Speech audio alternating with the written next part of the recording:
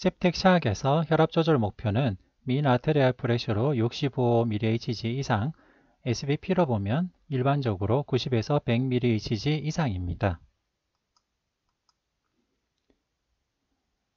이는 과거에 시행된 RCT에서 확인이 되었습니다.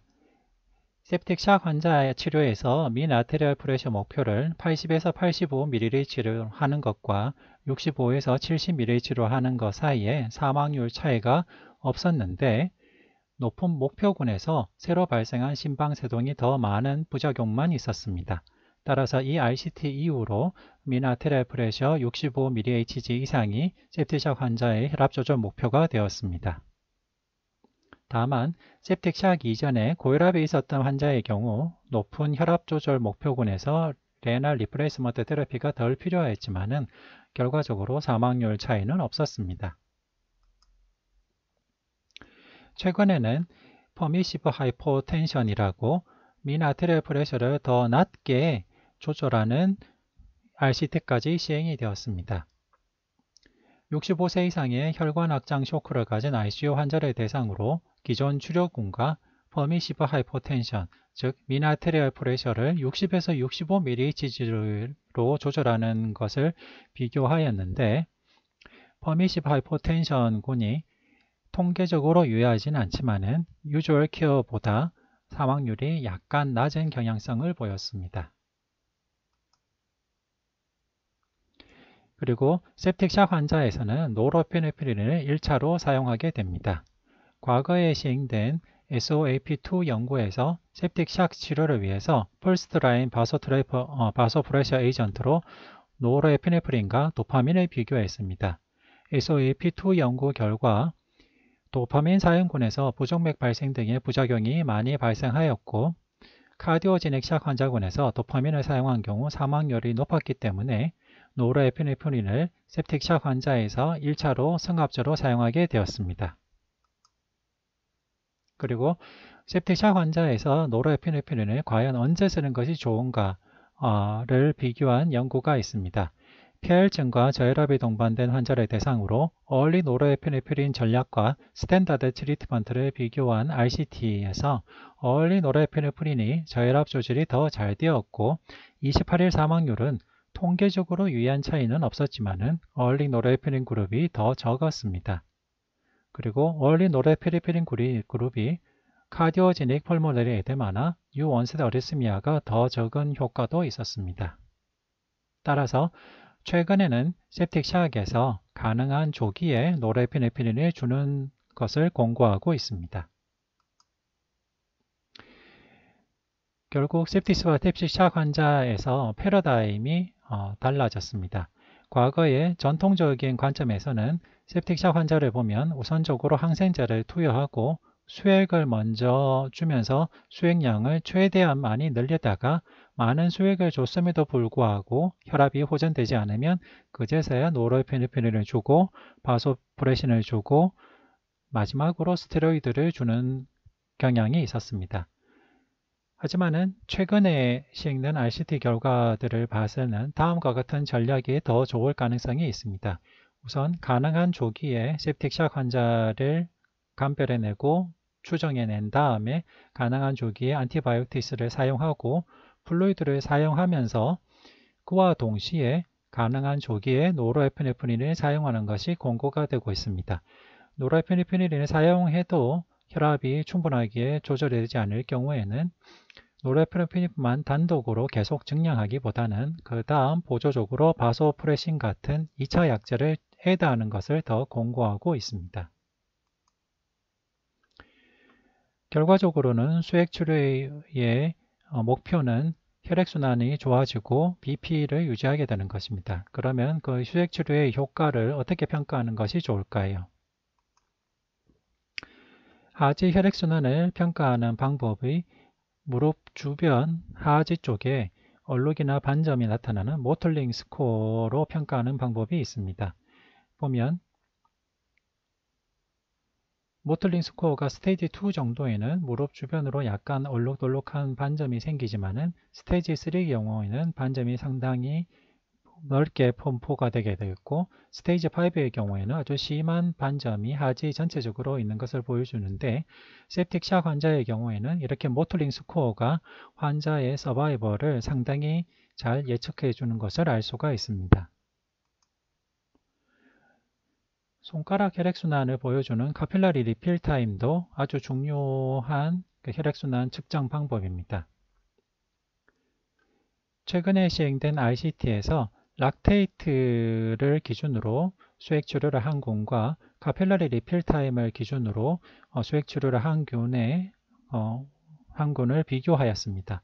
이렇게 봤을 때 기존의 전통적인 락테이트를 가지고 수액 치료를 한 군보다 카필라리 리필 타임으로 수액 치료를 한 군이 통계적으로 유의하지는 않지만은 올코즈 모탈리티가 더 낮게 나타나는 것을 보여주었습니다.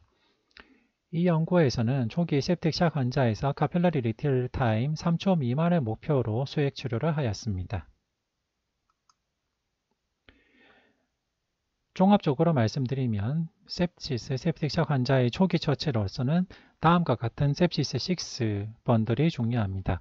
우선적으로 산소를 투여하는데 목표 SpO2가 과거처럼 98%나 100%가 아니라 94에서 96% 정도가 더 권고가 되고 있습니다.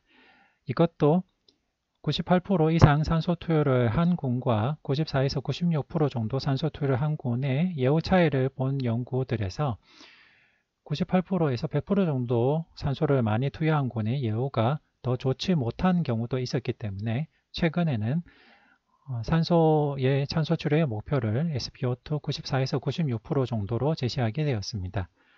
그 다음으로 우선적으로 가능한 조기에 블러드 컬처나 랩을 시행한 다음에 가능한 조기에 항생제 치료와 수액 치료를 시작하는 것이 예후 호전을 시키는데 매우 중요한 요소가 되겠습니다. 그리고 플루이드 치료의 효과를 평가할 때 시리얼하게 락테이트를 체크할 수도 있지만은 카필라리 리필 타임을 체크하는 것도 충분하게 좋은 결과를 보여주었고 나중에 소변이 충분히 배설이 되는 시기에 다다르면 유린 아웃풋을 가지고 모니터링하는 것도 좋은 방법이 되겠습니다.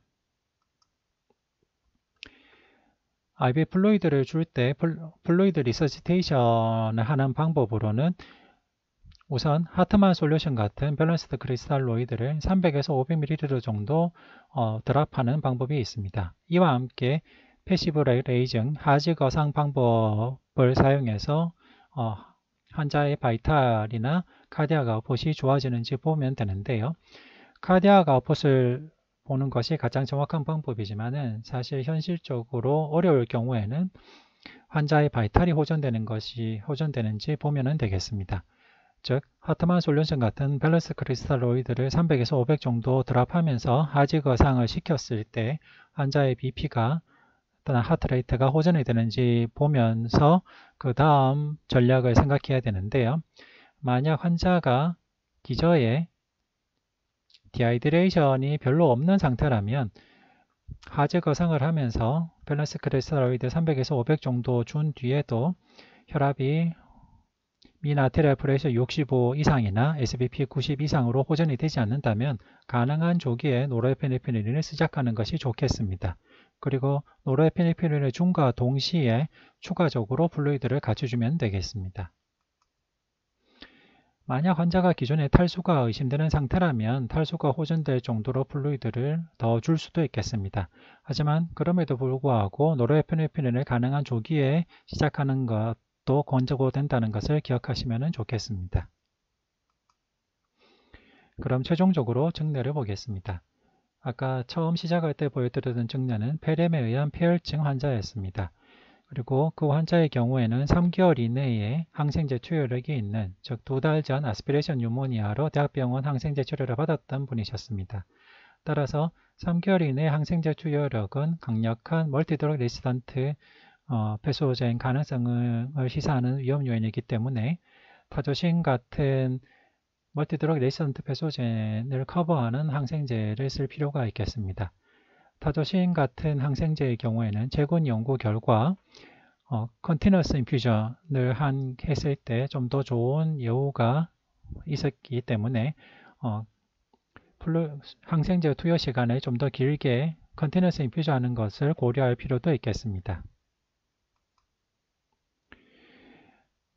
앞서 보여드렸던 등내의 환자는 기존의 탈수가 의심되는 상태가 아니셨기 때문에 하트만 솔루션 300에서 500을 드랍했는데도 불구하고 BP나 바이탈의 호전이 별로 없었기 때문에 노르에피네프린을 가능한 조기에 스타트하고 그와 함께 하트만 솔루션을 추가적으로 줬습니다.